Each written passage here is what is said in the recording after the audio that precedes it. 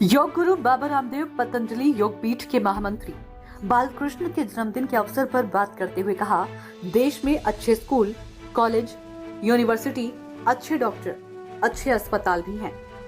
लेकिन हालात तो यह है कि अधिकांश स्कूल, कॉलेज, यूनिवर्सिटी, एजुकेशन में जो लोग एजुकेशन को एक अपना धंधा मान करके एक तरह से शिक्षा माफिया की तरह काम करते हैं, ऐसे ही कुछ लोग चिकित्सा mafia, drug mafia, medical mafia की तरह काम कर रहे हैं और आर्थिक लूट तो इस कदर हो रही है। देश की प्रधानमंत्री ने जो उद्बोधन दिया उसमें कहा उन्होंने 5 बार स्वदेशी का नाम लिया है। मालेगांव पर आए फैसले के बाद विधायक जितेंद्र आहवाड ने सनातन धर्म ने भारत को बर्बाद कर दिया कि बयान पर योग गुरु स्वामी रामदेव ने कहा, बौद्धिक दिवालियापन के शिकार हिंदू धर्म में पैदा हुए लेकिन हिंदू धर्म के कलंक के रूप में काम कर रहे हैं। कुछ लोग जिस धर्म में जी संस्कृति में जिन पूर्वजों के वह वंशज कहलाती हैं, ऐसे लोग उन्हीं पर उंगली उठा रहे हैं। पहलगाम में हुई आतंकी घटना के बाद संसद में विपक्ष द्वारा सरकार को लगातार घेरने का काम कर रही है, जिस पर योग गुरु स्वामी रामदेव ने कहा कि ट्रंप डैडी इकोनॉमी तो कोई राजनीतिक प्रतिशोध या राजनीतिक कूटनीतिक रूप से या व्यक्तिगत आकांक्षा या अहंकार हो सकता है, लेकिन भारत के किसी राजनेता को भारत की डैडी इकोनॉमी कहना भारत की अर्थव्यवस्था, भारत का लोकतंत्र, भारत की एकता, अखंडता का संप्रदाय, भारत की जो राष्ट्रीय मुद्दे हैं या जो भारत की जो विदेश नीति है, कम से कम देश के दुश्मनों को, भारत विरोधी ताकतों को, भारत की राजनीतिक दलों को नहीं बोलना चाहिए, बल्कि राष्ट्रीय एकता को एक सुर में उभारना चाहिए। ये ट्रंप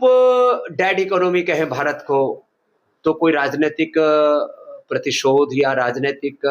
कूटनैतिक रूप से या उनकी व्यक्तिगत आकांक्षाएं या अहंकार हो सकता है, लेकिन भारत के किसी राजनेता को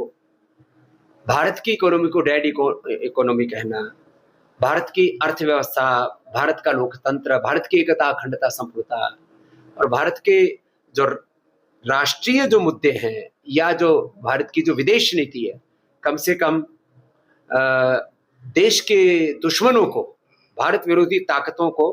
भारत के राजनीतिक दलों को बल नहीं देना चाहिए, बल्कि राष्ट्रीय एकता को एक स्वर से उभारना चाहिए। राहुल गांधी और प्रियंका गांधी लगातार सरकार पर हावी होते नजर आ रहे हैं। सरकार का बैर विरोध कर सकते हैं, प्रतिपक्ष का, विपक्ष का यही काम होता है कि वो चाहे जो भी उनको उचित लगता है उसका विरोध करें, लेकिन हमारी राष्ट्रीय एकता, अखंडता, संप्रभुता के मुद्दे पर, और जबकि एक नया वर्ल्ड ऑर्डर सेट हो रहा है, हो सकता है कल को डॉलर की बजाय पूरी दुनिया में भारत, चीन, रसिया, मिडिल ईस्ट और कुछ यूरोप के देश मिल गए तो एक नई अर्थव्यवस्था, नई करेंसी और